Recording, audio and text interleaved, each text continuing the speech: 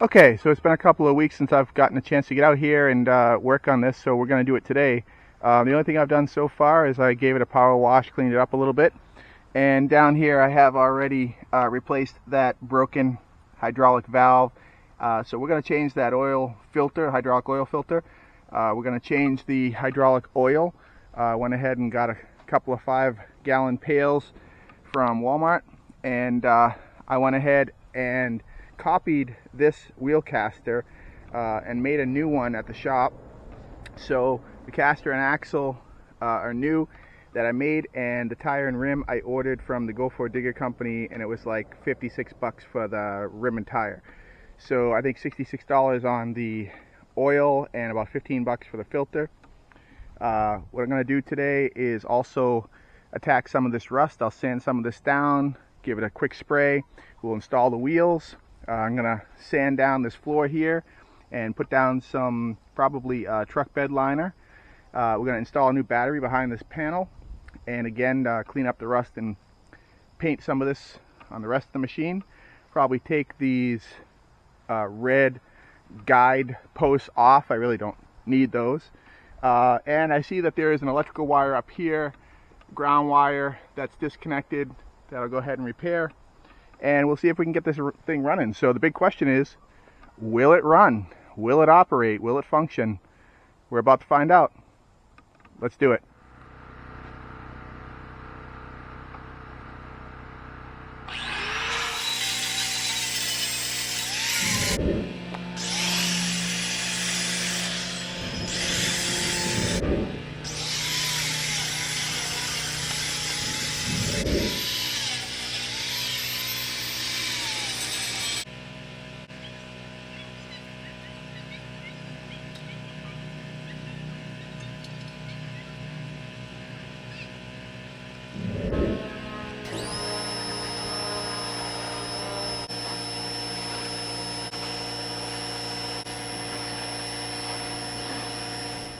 Okay, so while we're waiting for the water to dry off of the machine a little bit so we can put some primary paint on it, down here there is a hub that you can just pull and turn to engage the drive mechanism, and here it's in free form so that you can actually trailer it.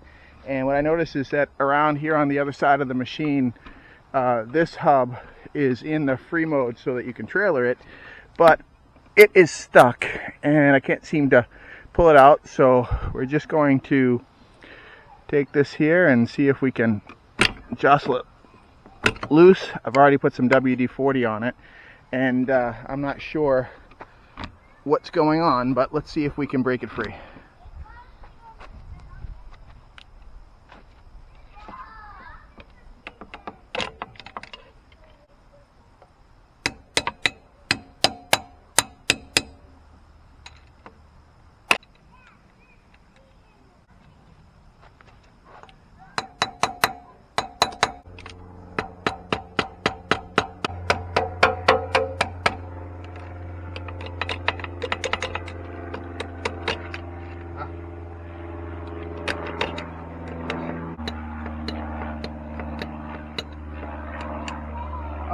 There it is.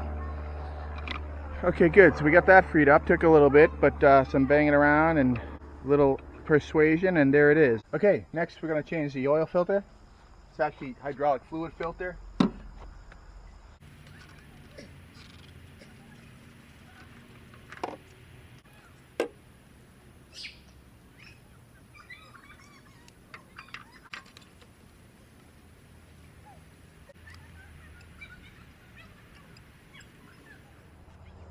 All right, and now it's time to fill the hydraulic fluid.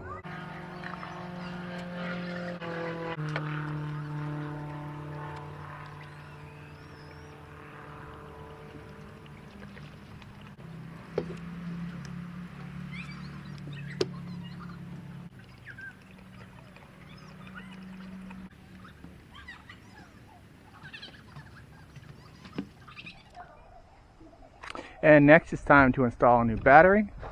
So Walmart to the rescue. Got a nice 540 cranking amp battery here, Everstart. So let's throw that in and see what we get.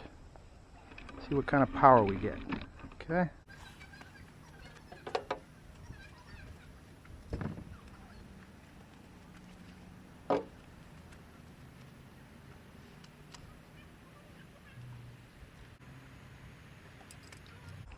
All right, battery's connected. So, I already see the lights are on. So the switch must have been on. So we got LED lights, but that light's out, and I remember now there was a wire disconnected. So that clearly is a ground that we'll have to connect. But let's see what we get over here. So, oh, there's the light switch right there. And here's the ignition switch. Uh-oh. The on light is not on. Let's see what happens if we try to... Oh, wait a minute. Ignition switch on. Oh, nothing still. See what happens if we try to bump the starter. Nothing. Huh. Okay. Well, I know nothing about the machine, so it's probably something I'm doing wrong, or we might have to chase a ground wire or something, but this light's not coming on, so that definitely tells me that there's something not getting power. So maybe I'll just break out the voltmeter and see what we got.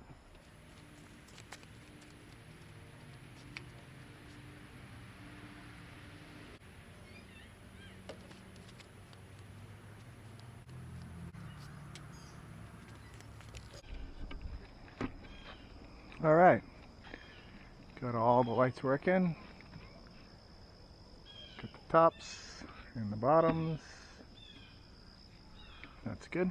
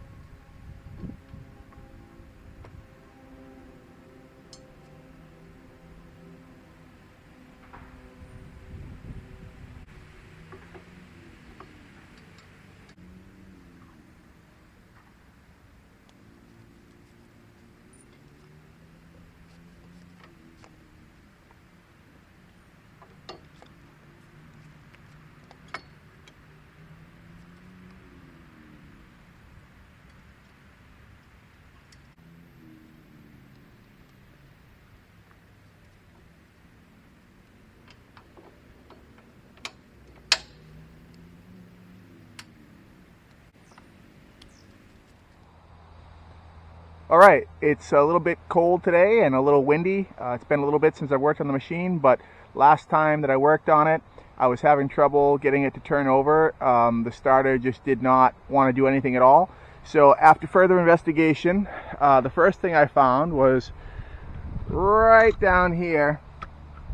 There was a fuse that had been removed, and I'm sure at the auction that was just so no one attempted to start it because the hydraulics, had a broken ball valve, and they didn't want anyone ruining anything. So I replaced that fuse, and unfortunately the starter was turning over, but the engine was not. So the Bendix drive in the starter was stuck. I took it apart. It was a bit rusty when I pulled the starter off. So rather than just take the starter apart and clear the rust and go through all that, a new starter was 49 bucks. So I went ahead and ordered it, just popped it on, and now we're going to give this thing a shot again and see if the motor turns over and if we can get it to run. And then if we can get it to run, we'll check out all the hydraulics.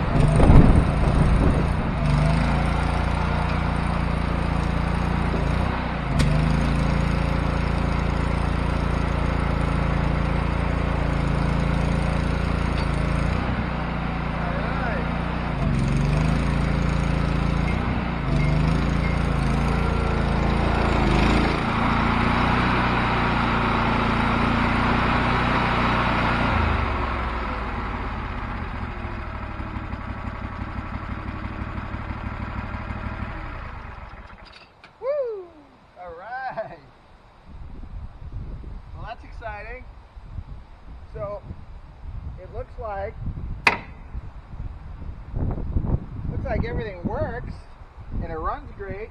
A little low on fuel, but aside from that,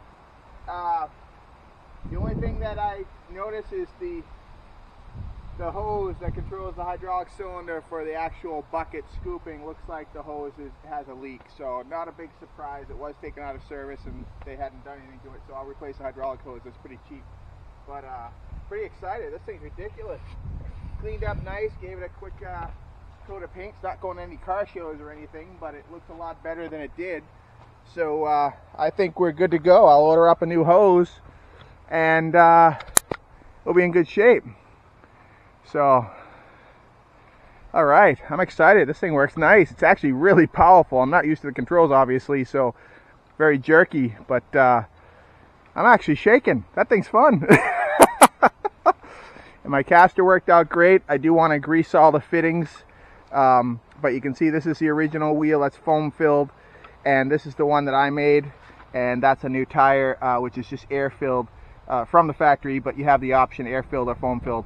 And that's the new caster that I made. It looks just like the original. So yeah, all right guys, well, I guess that's the answer to will it run, and that's the conclusion to the video. So thumbs up if you liked it, subscribe if you're not a subscriber already, and we're going to do a lot more small engine projects.